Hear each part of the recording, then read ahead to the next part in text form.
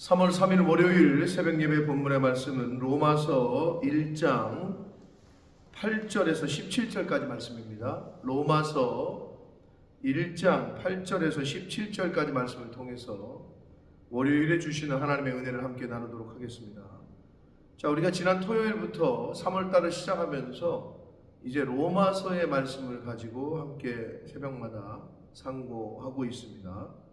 그래서 지난 그 토요일에는 로마서의 기본적인 개관과 그 1절부터 7절까지 해서 로마서를 시작하는 그 바울의 인사, 그리고 하나님의 복음의 가장 핵심이 되는 복음의 핵심을 제시를 했고, 자신의 사도직과 사도로서의 그 소명에 대해서 밝혔고, 그리고 로마 교회 성도들에게 대한 인사한 말로 7절까지의 말씀을 통해서 함께 지난 토요일에 살펴봤습니다. 오늘은 8절부터 17절까지 단락에서는 바울이 로마 방문을 얼마나 간절히 원했고, 로마 교회에 방문하기 위해서 바울이 많은 기도를 했고, 또 바울이 로마 교회를 방문하고자 하는 목적이 무엇이고,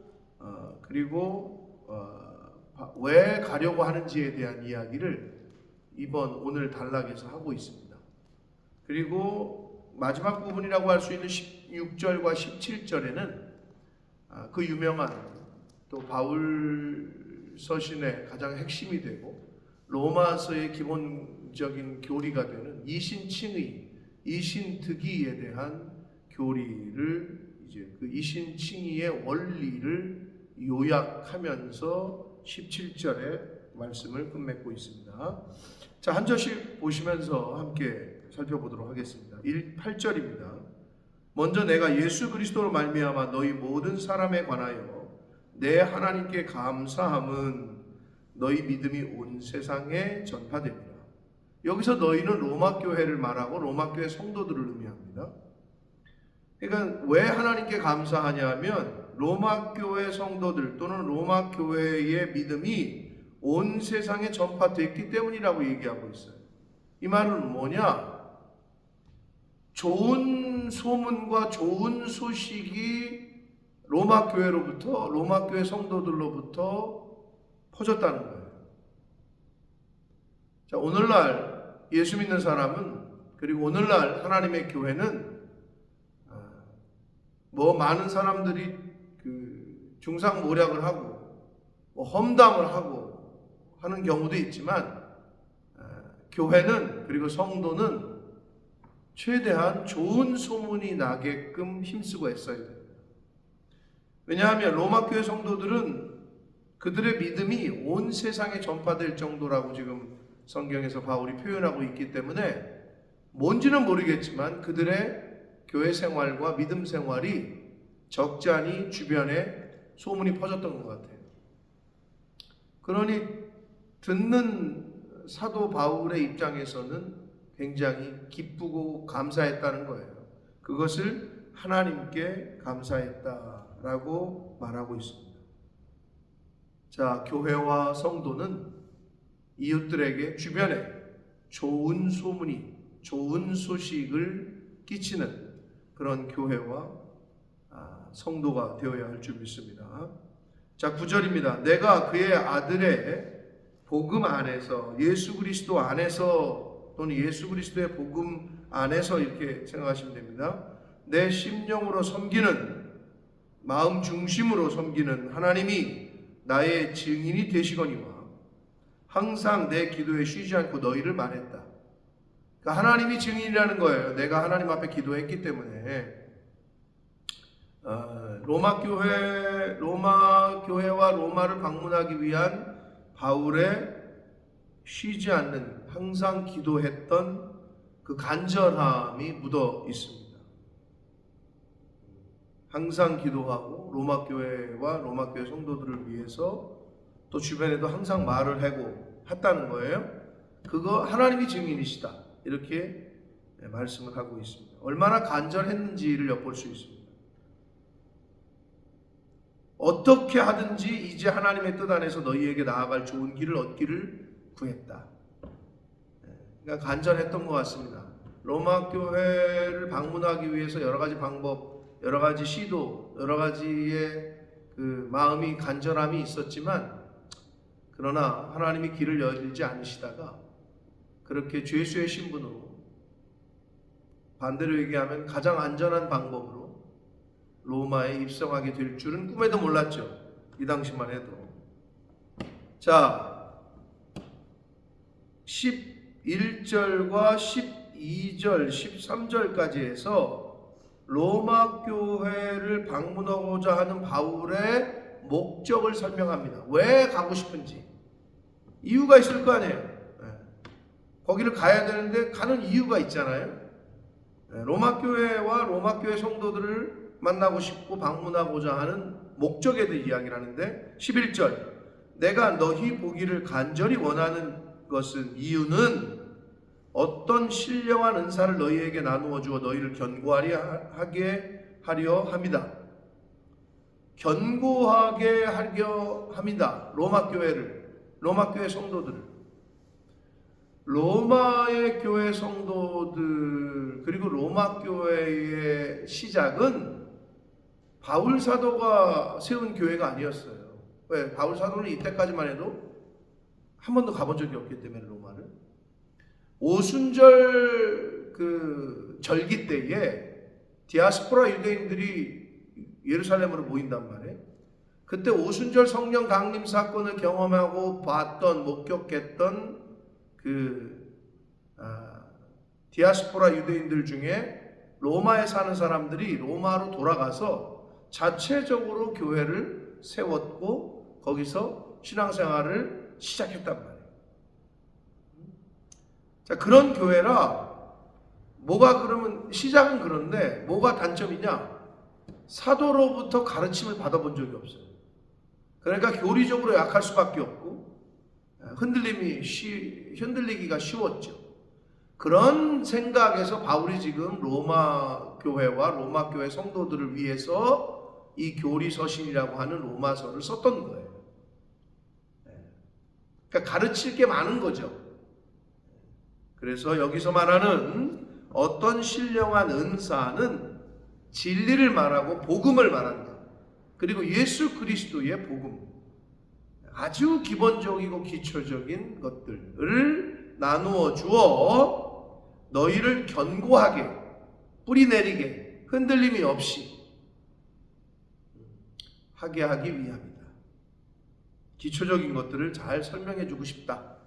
가서 말씀을 가르쳐 주고 싶다. 이 얘기입니다. 한마디로. 그게 첫 번째 목적이고, 그리고 12절, 이는 곧 내가 너희 가운데서 너희와 나의 믿음으로 말미암아 피차 아니함을 얻으려 한다.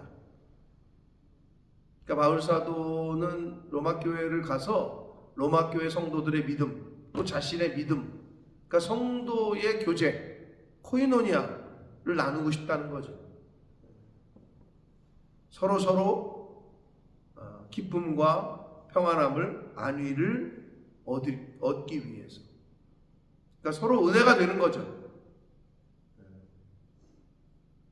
뭐 이번 우리 교회에서 아프리카 차들을 방문하려고 지금 선교지를 계획하고 있고 기도하는데, 저도 가서 은혜가 되고 그 선교지에 있는 선교사님들도 우리가 옴으로써 또 격려도 얻고 또 위로도 받고, 이러한 시간이 되기 위해서 기도하고 방문하려고 하는데, 바울 사도의 마음과 좀 비슷한 거예요. 피차 서로 안위함을 얻으려 한다.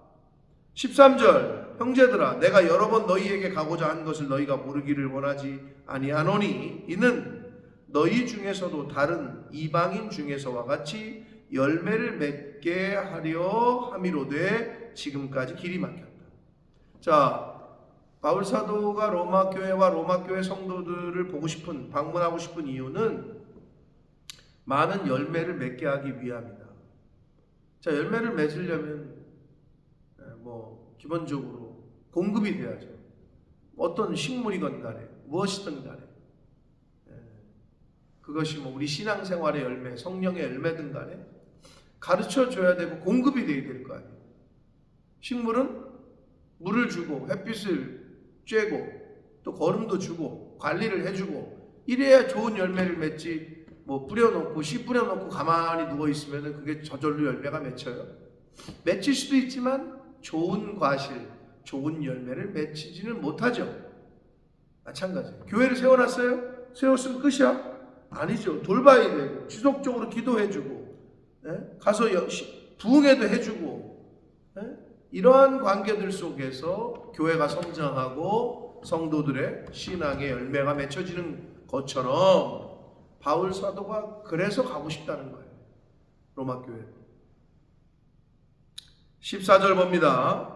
헬라인이나 야만인이나 지혜 있는 자나 어리석은 자에게 다 누구든지 내가 빚졌다. 뭘 빚진 거예요? 돈을 빚졌나? 선교여행 하느라고 돈을 꾸었나? 아니잖아요. 복음에 빚진 자라고 말하고 있는 거예요. 근데 이 예수 믿는 사람들이 이 빚진 자의 자의식이 있어야 여러분 신앙생활 할 때 열심히 할 수 있고 최선을 다할 수가 있어요. 여러분 왜 그러냐? 누구에게 돈을 빚졌어요? 그럼 어떻게 해요? 그 돈을 갚으려고 힘쓰고 애쓰겠죠.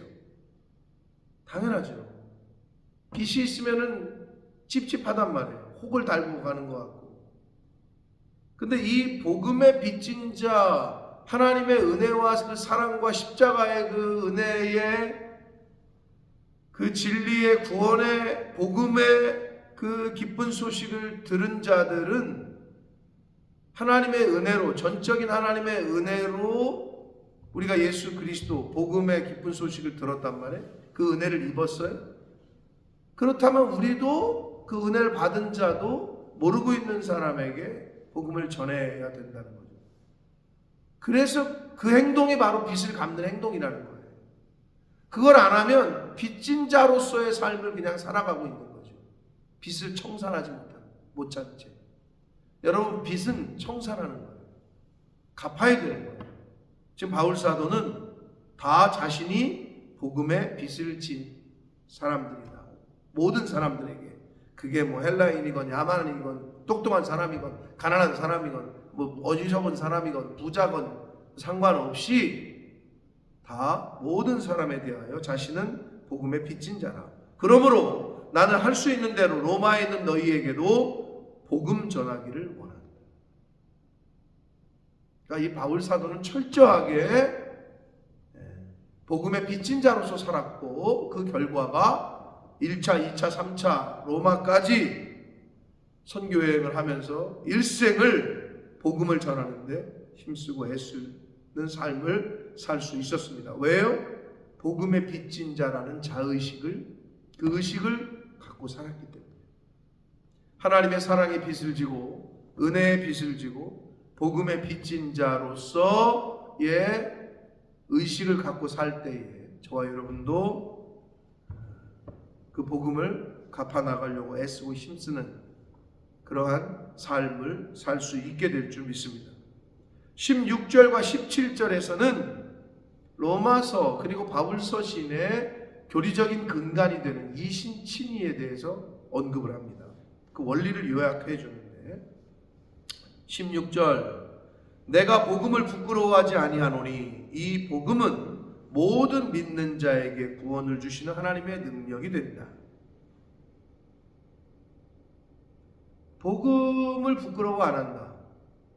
복음이라는 단어가 지금 계속 반복되는데 여기는 이 복음은 예수 그리스도의 복음이기 때문에 예수님이라고 해도 치환해서 읽어도 내가 예수님을 부끄러워하지 아니하노니 이 예수님은 예수 그리스도는 모든 믿는 자에게 구원을 주시는 하나님의 능력이 된다.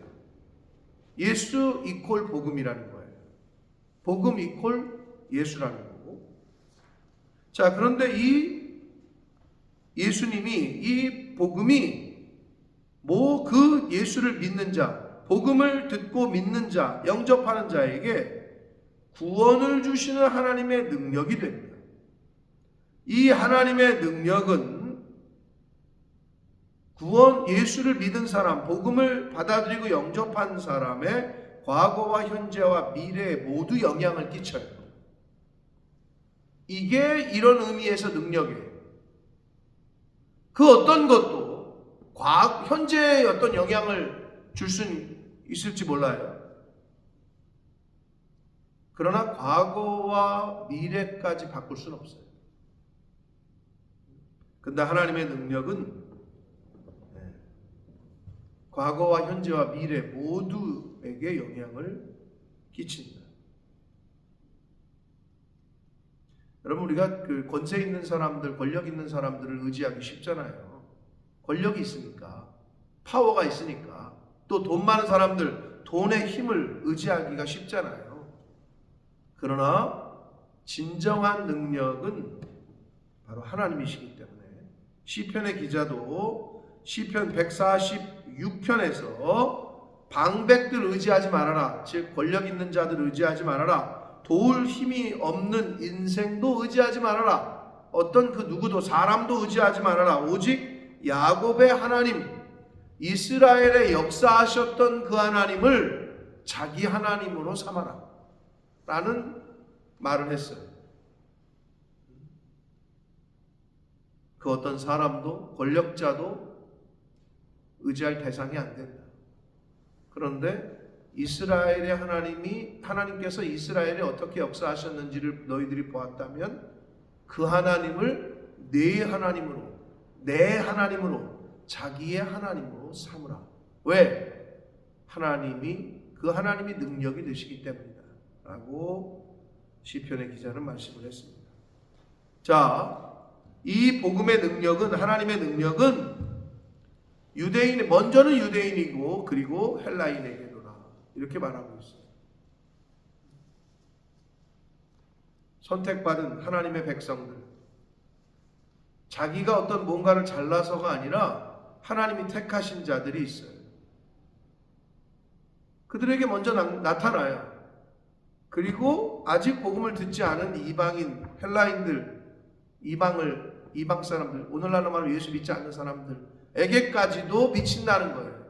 중요한 건 내가 받아들이느냐, 받아들이지 못하느냐. 내가 그거를 영접할 거냐, 말 거냐에 달려있다. 17절, 복음에는 하나님의 의가 나타나서, 복음에는 하나님의 의의 본체는 예수 그리스도라 그랬어요. 예수 그리스도가 나타나서 라고 생각하셔도 무방합니다. 믿음으로 믿음에 이르게 한다 이렇게 돼 있어요. 이 말이 조금 생각을 하셔야 되는 말이죠. 묵상하시고 계속 생각해 보셔야 될 그 부분인데, 믿음으로 믿음에 이르게 한다. 근데 이거는 어렵게 생각하지 마시고, 자, 신앙생활은 하나님의 자녀가 되는 첫 번째 스타트는 예수가 나를 대신해서, 나의 죄값을 대신해서 십자가에서 죽어주셨다. 그리고 그 예수님 때문에 내가 구원을 얻는 거다. 예수님이 부활하신 것처럼 나도 이제는 사망과 죽음의 삭신 죽음과 사망과 죄의 삭신 죽음과 사망과 관련이 없는 자로 나도 영생을 얻게 될 거다 하는 그것을 믿는 것으로 믿음 생활은 출발을 해요. 그게 믿음 생활의 시작으로서의 믿음이, 앞에 있는 믿음이 믿음으로 할 때, 그리고 믿음에 이르게 한다. 그러면 두 번째 믿음은 뭐냐? 믿음 생활의 결과로서의 믿음, 최종적인 어떤 성숙한 믿음에 이르게 한다는 거예요.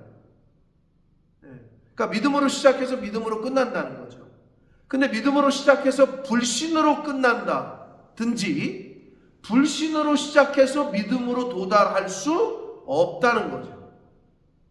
믿음으로 시작해서 믿음으로 끝이 난다. 즉 성숙한 믿음, 그리스도의 장성한 분량에까지 다다르는 믿음으로 끝이 나야 된다는 거예요.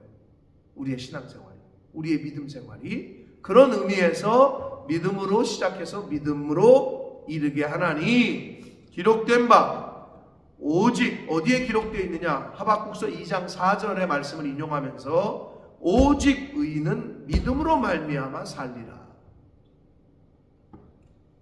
이신칭의의 기본 원리를 언급을 했습니다. 이제 바울은 로마서와 갈라디아서 이런 부분, 바울 서신에서 이 이신칭의의 교리, 원리를 녹여내고 있어요. 여러 곳에서 설명을 합니다. 근데 이제 로마서 1장에서 처음으로 이신칭의의 교리를 언급을 합니다. 이제 앞으로도 계속 믿음으로 우리가 의롭다 하심을 입은 거고, 믿음으로 우리가 의롭다, 의인이라는 칭함을 받은 거다. 우리의 행위가 아니다. 이거를 기억하시고, 이 이신칭의 그 교리의 원리를 이제 17절에서 언급을 했습니다. 이제 앞으로 로마서를 보면서 또 다른 서신서들도 우리가 보게 되겠지만 이 이신칭의 교리가 어떻게 설명되는지를 우리가 알 수 있을 겁니다. 사랑하는 성도 여러분, 바울 사도의 로마에 방문하려고 했던 여러 가지 이유가 있지만 가장 큰 이유는 복음의 빚진 자로서의 그 자세와 마음이 있었기 때문에 어떻게든 가가지고 알려주고 싶었던 거죠. 왜? 사도로부터 가르침을 받지 못했던 교회였기 때문에. 저와 여러분이 이 세상을 살아가면서 복음의 빚진 자, 하나님의 은혜에, 예수 그리스도의 십자가의 은혜와 사랑에 빚진 자로서의 자세를 가지고 살 때에 우리가 복음의 증인으로, 부활의 증인으로, 영혼의 파수꾼으로서의 그 삶을 살게 될 줄 믿습니다. 그러한 사명과 소명을 가지고 한날 한날을 살아가시는, 오늘을 살아가시는 저와 성도님들 모두가 되시기를 예수 그리스도 이름으로 축복합니다.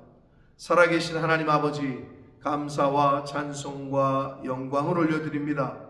오늘도 생명을 주시고 새로운 한날을 허락하시고 하나님의 말씀을 들음으로 하루를 시작하게 해주시니 아버지가 감사합니다. 아버지 하나님, 오늘 말씀을 통해서 교훈해 주신 것처럼 바울 사도의 그 빚진 자, 복음의 빚진 자로서의 그 마음과 자세를 저희들도 갖게 하셔서 한날을 살 때에 복음의 증인, 부활의 증인, 영혼의 파수꾼으로서의 삶을 살아가는 하나님의 백성이요 하나님의 자녀된 자로서의 삶을 살아가는 저희들 모두가 되어지도록 주여 은혜 내려 주옵소서. 예수 그리스도 이름으로 축복하며 기도드립니다.